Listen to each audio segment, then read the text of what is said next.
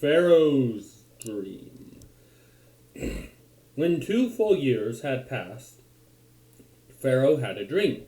He was standing by the Nile when out of the river there came up 7 cows. 7 is a special number in the Bible. Anyway, sleek and fat, and they grazed among the reeds. Okay, so they're just eating among the swampy grasslands of the Nile. After them, 7 other cows, ugly and gaunt, came up out of the Nile and stood beside those on the river bank.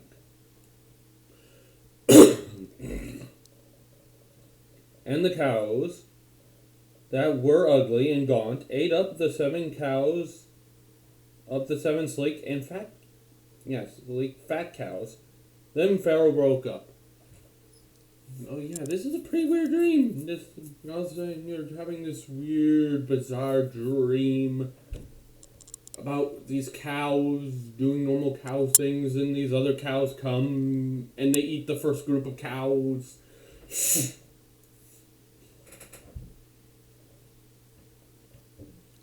He fell asleep again and had a second dream. 7 heads of grain, healthy and good, were growing on a single stalk.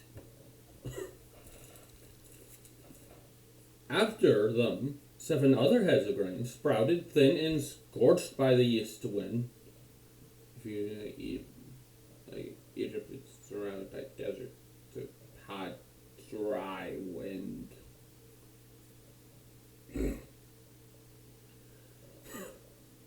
Coming in.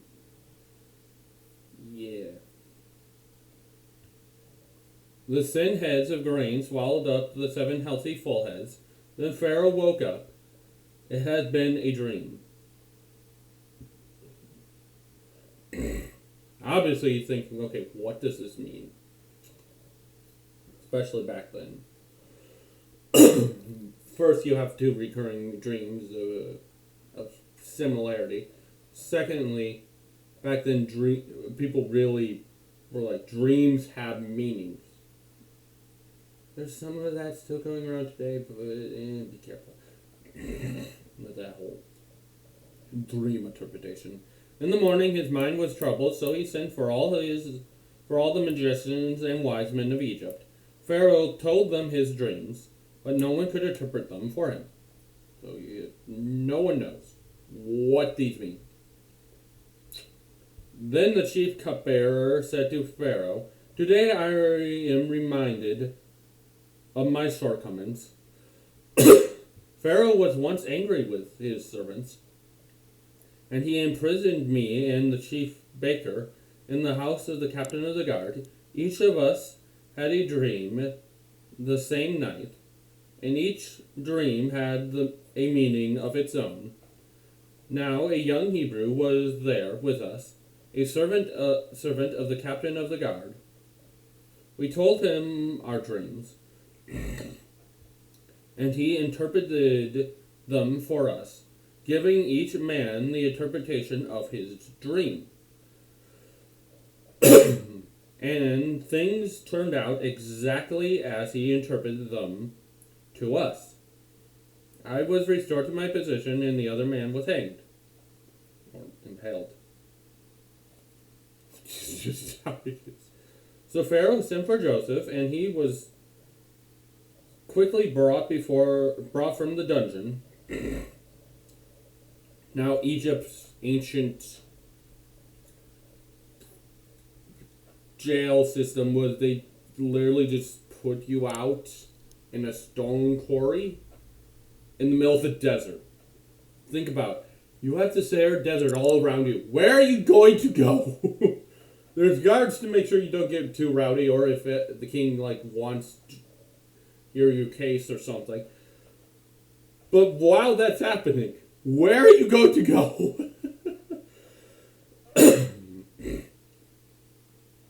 Yes.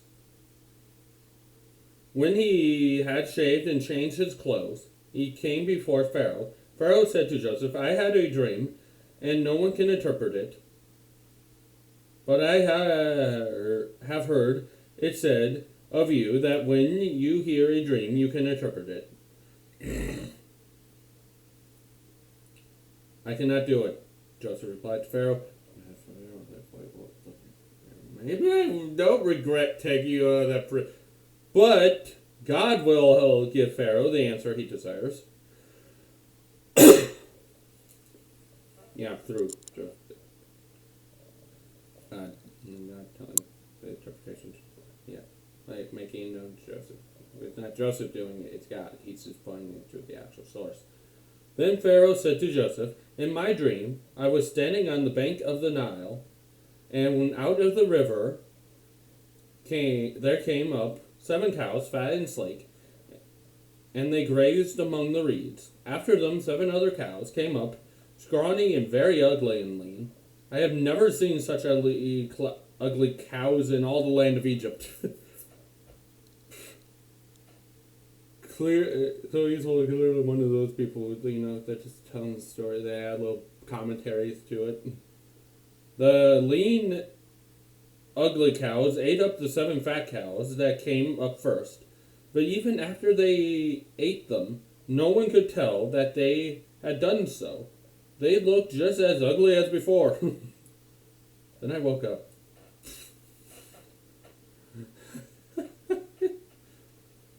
In my dreams, I also saw 7 heads of grain, full and good, growing out of a single stalk.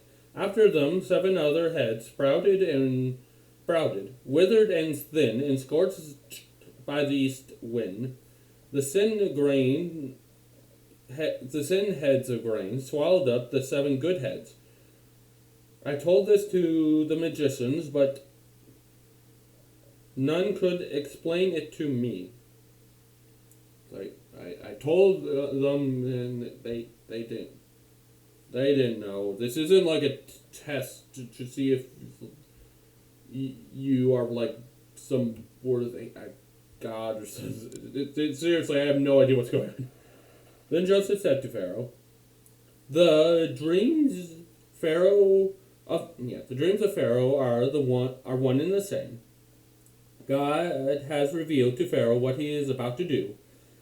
The 7 good cows are 7 years, and the 7 heads of grain are 7 years. It is one and the same dream.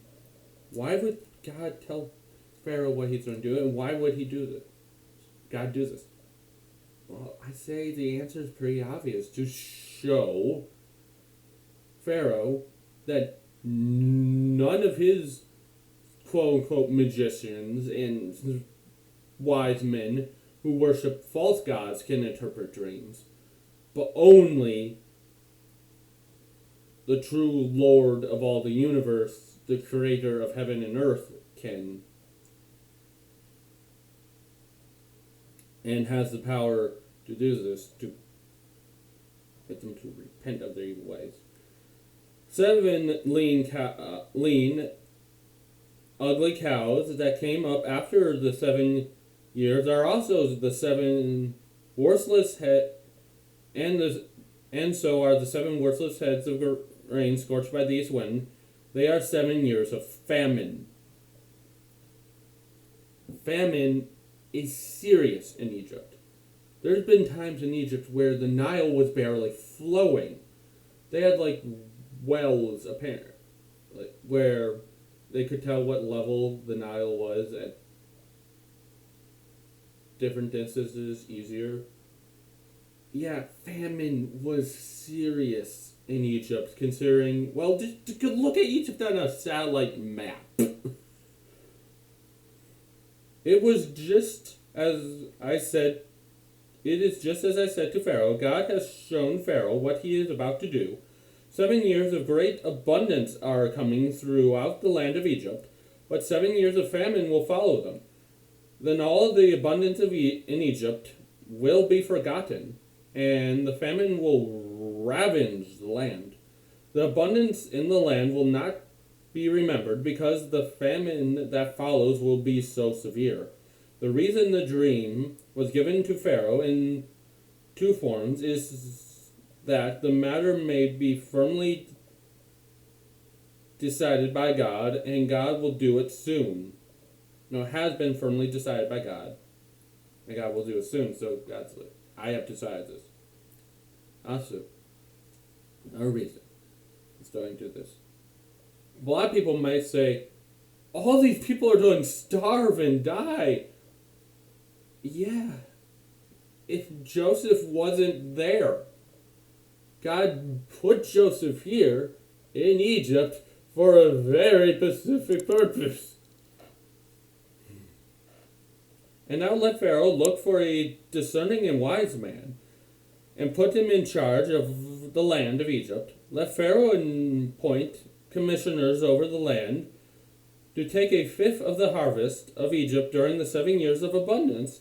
They should collect all the food that of those good years that are coming in, store up the grain under the authority of Pharaoh to be kept in the cities for food. Yeah, that makes sense. So no, Joseph probably not thinking of himself here because he's like commissioners. You probably need multiple people, and this will be a person in charge of all of Egypt. Will be known as a vizier. A vizier is basically the second command in ancient Egypt. So yeah, this food should be held in reserve for the country to be used during the 7 years of famine that will come upon Egypt, so that the country may not be ruined by the famine. See, the famine is not going to be anything because Egypt is going to have such abundance, and because of Joseph's idea of taking some of the food and storing it up, that during the abundance, people aren't going to miss anything. And in the famine, they're not going to miss anything either. Yeah, their crops aren't going to grow, but they have vast supplies. The plan seemed good to Pharaoh and to all his officials. They're like, yeah, that makes sense. Yeah, okay, yeah. So Pharaoh asked them, can we find anyone like this man? One in whom is the spirit of God, or the gods. Of the gods is probably of the gods. Anyway, because, the whole polytheistic Pharaoh thing. Egypt being a polytheistic nation. Not modern day Egypt, no, but... yeah. Then Pharaoh said to Joseph, since God has made all this known to you, there is no one so discerning and wise as you. You shall be in charge of my palace, and all my people are to submit to your orders. Only with respect to the throne will I be greater than you. And you know what? Here we have it. The final beat of the story. Joseph! What does he have? He has the approval, the glory of his father. He is clearly his father's favorite and probably the second in charge of the whole of his family. His brothers angry at him, take him and get rid of him, sell him into slavery, making his robe bloody. He's now among the Gentiles. And what happens among the Gentiles? He is further falsely accused, further imprisoned. And now, what is he? Second in command of Egypt. All of Egypt. One of the most powerful countries in the world at the time. He's now in glory again. He's sitting on the throne. Well, not sitting on the throne, but he has all this power and glory and stuff. Kind of like Jesus. Not exactly like Jesus, but there are the beats there. Jesus having glory, setting his glory aside, suffering, and then having his glory restored in full measure. So, yes, actually, maybe I will show you a little map of Egypt so you know what I am talking about.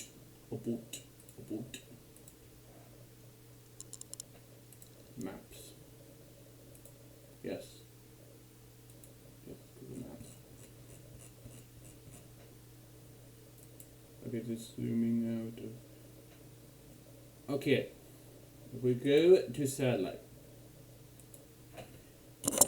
you can see why the Nile would be so important to ancient Egypt, and it's still important to modern day Egypt.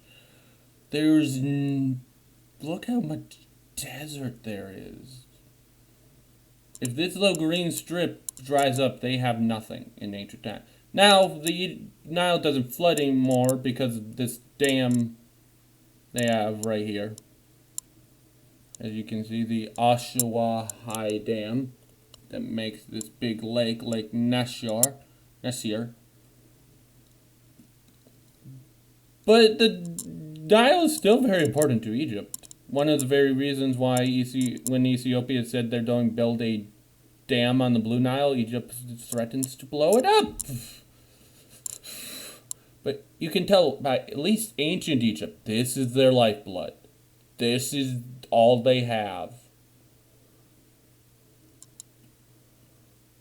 Now, modern day Egypt has a little more than just the Nile, of course, but ancient Egypt, ooh, this is it. Also, I want to show you a YouTube channel that I recommend. It is Ancient Egypt and the Bible. Is a channel by Dr. David A. Falk, an Egyptologist. He has a PhD, so Dr. Falk is an Egyptology from the University of Liverpool. No, is that the one in Britain or? Yeah, the Liverpool, London, England. Yeah. Okay. He has 2 videos about Joseph. There's Joseph explaining the life of Joseph, part 1, the slave,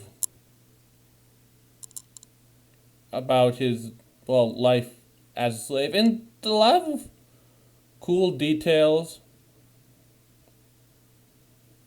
and stuff. Also, explaining the life of Joseph, part 2, the Vizier.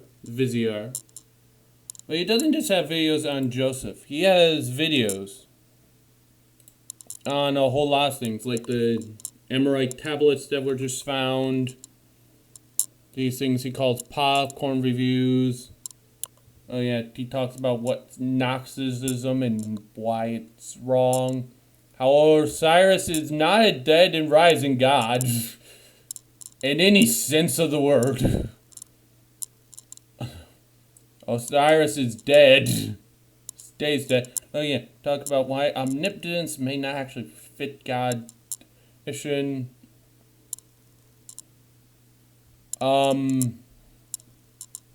about a lot of other things like, oh yes, archaeology buried the Bible, or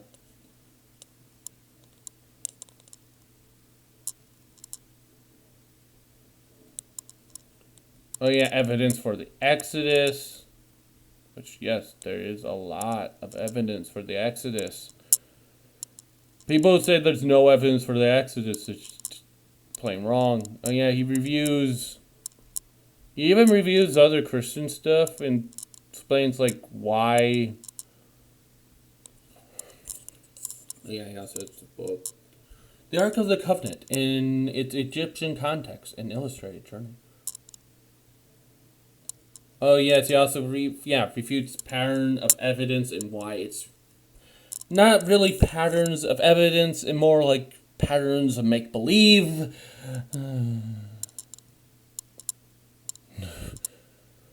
Like really bad history and biblical stuff. So yeah, ancient Egypt and the Bible. Yeah, that's all for today. Hey, see you next week.